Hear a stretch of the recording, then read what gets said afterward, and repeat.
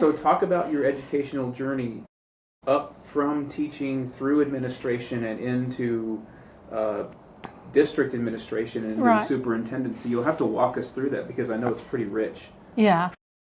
I began, of course, we both started teaching at Morgan, but when he came to Morgan Mill as superintendent, all they needed was a kindergarten teacher.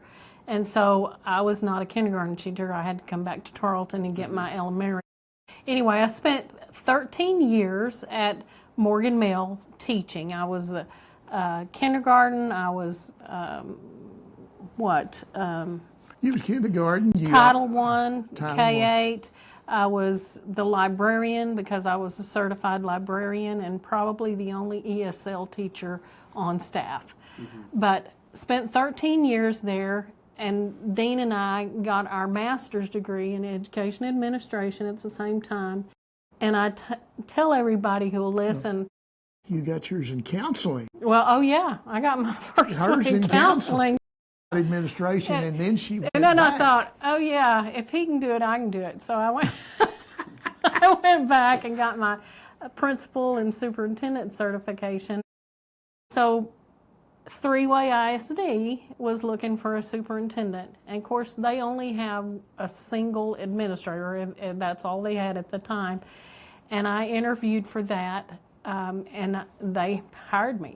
And so when I spent 12 years at Three-Way as the single administrator. I did all of the technology. I wrote the technology grants. I did all of the library because I was the librarian, which is one of the passions of my life. And also, I was the counselor, testing coordinator. I got my CDL to drive a bus, so I drove a bus when I needed to drive a bus.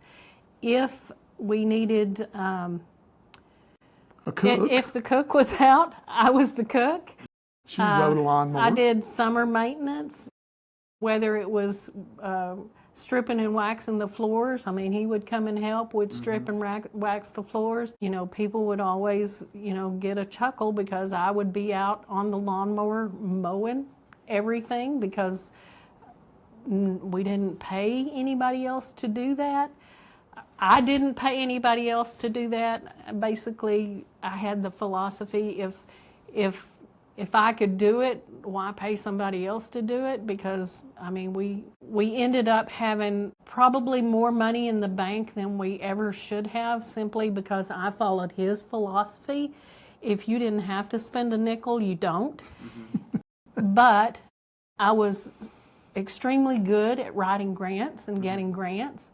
So there's no telling how many hundreds of thousands of dollars I was able to bring in for technology grants, and also a Reading First grants, which was kind of a fluke because our grade levels had so few students. So if one student failed, our scores looked horrible, because we only had just a handful. So we qualified for that Reading First grant, and there was hundreds of thousands of dollars for Reading First grants, and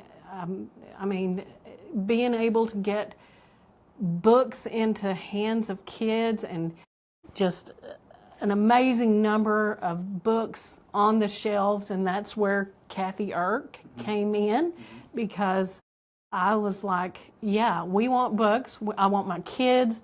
I don't want to bring in a company that just sells a bunch of toys, and because our kids were tremendously economically disadvantaged, I didn't want the family money going for junk.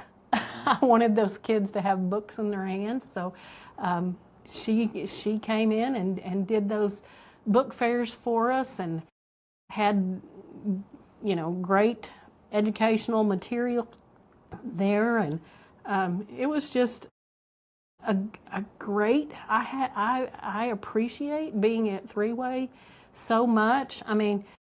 we had K through 6 when I started there. We added 7th and 8th grade, and of course, after I left, they added high school, but great little community. You added extracurricular in Oh band. yeah, we didn't have any extracurricular. We added band, and we did track, and we did some basketball. We also added art, all of those things, because I wanted to make sure that those kids coming out of that small school had anything they needed to transition into high school at Stephenville and be able to pick their direction.